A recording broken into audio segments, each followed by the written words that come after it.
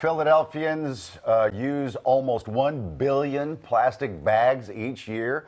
Well, as of now, the next phase of Philadelphia's plastic bag ban is in effect. You should have already noticed stores changing over to bags of paper, cloth, things like that. Council member Mark Squillett, one of the sponsors of the bill, says what the city really wants is for you to bring your own bag to the store. Councilman, thanks for coming in. My pleasure, Mike. Thanks for having me. Okay, so try to explain it. You're not the only sponsor on this. No. We had obviously many members of council supportive of it. We went through a long process of compromises during the way of getting it in, not only introduced but then passed. But at the end of the day, we came up with a bring your own bag bill, which we call it, because the goal is not to use plastic bags, is to bring your own bag. Even though paper bags will still be available to you, we always thought that there should have been a fee on them. But right now, the way the bill is passed, you have to use 40% post-consumer recycled content on those, and it has to be displayed on those paper bags for it to be used. Well, in your honor, I've got a big display of bags here on the anchor desk, from the cloth ones. You got paper, but there's also some plastic ones down here.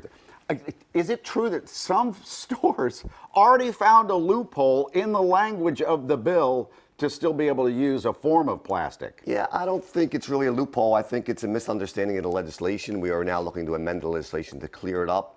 What they thought is if you had a certain millage of plastic that was over 2.25, that plastic would still be allowed. But in the bill, it specifically says if any bag is made through the blown film extrusion process, which all plastics are, they would be banned in the city of Philadelphia. That process makes the bag thicker? Well, and it actually blows the bag up into to form the bag itself. Oh, so I see. It's just the process of how you make it. So all the plastics, no matter what millage you have, are banned here in the city of Philadelphia. So we are going to remove that from the legislation just to make it clear, because what it said was if you use a blown film extrusion, it's banned.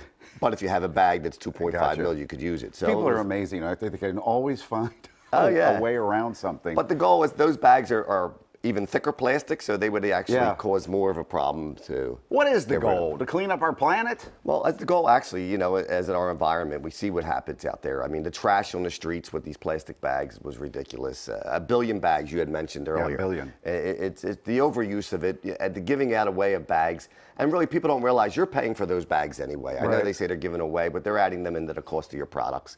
And so at the end of the day, bring your own bag, and it would be a lot better for all of us. So don't be surprised if some of the stores will charge you for the bag. Oh, absolutely. They have the right to charge you for the bag, and they could. A lot of stores are doing that, which is good, because if you're charged for a bag, you're more likely going to bring your own, because you don't want to pay that extra money.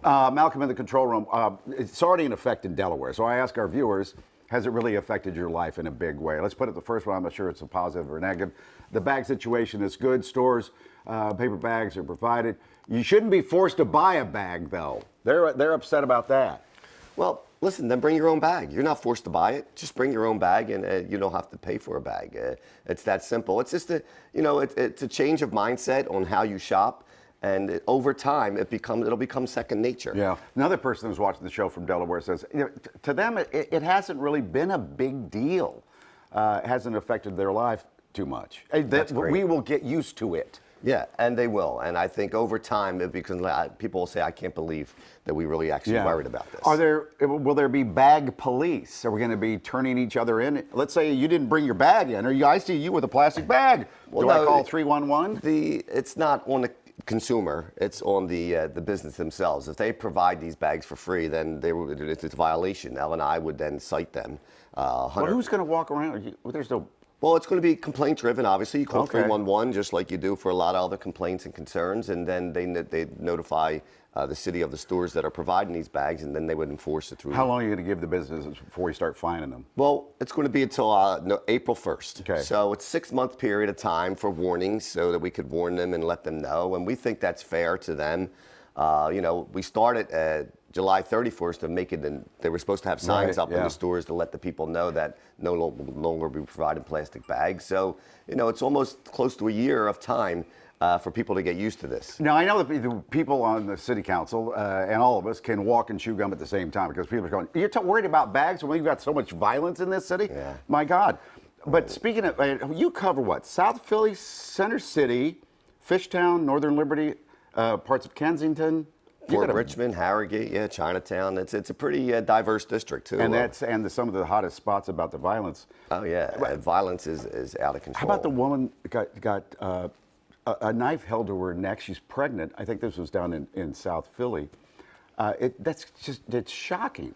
What's going on? Well, I mean, we see that's just lawlessness, you know. It's a sense of chaos that's going on in the city of Philadelphia. And I think we have to really think about our policies and what we're putting in place. And we need to really work with, you know, violence prevention, but also make sure we have enforcement. We have to be able to enforce these people who are committing crimes, and there has to be consequences for them. And I think that's the most important part. You have to have both. You can't do one without the other. Yeah, but we're up to what, 411, could be 412, you're right, from overnight murders in the city of Philadelphia. Yeah, it cannot be tolerated. We as a city can't tolerate that, and we have to make these changes And anytime a council person comes in, I go, two things. What do you think the reason is? Why is it so out of control? And what is the solution? Because I don't know. Well, I mean, we think as council members, we put a lot of resources into violence prevention and working with some grassroots organizations on the ground to meet people where they are. But I think we're not putting enough into prevention and also into enforcement.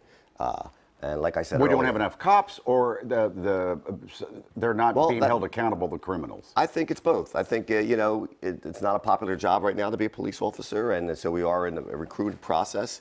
We need some more officers on the street, but we also need to make sure that we follow these people through, and there are consequences for their actions. If they commit a crime, they are killing somebody, they should be spending some time in jail. Are you directing that message to our District Attorney, Larry Krasner?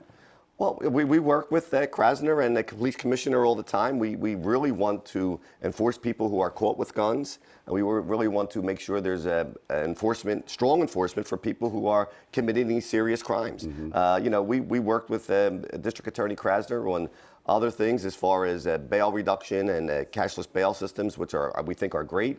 But right now, we have to really concentrate on making sure that anybody who's possessing an illegal firearm or anybody who's committing a crime, they are prosecuted to the full extent of the law. Councilman, thank you for coming in. All right, Appreciate thank it. you.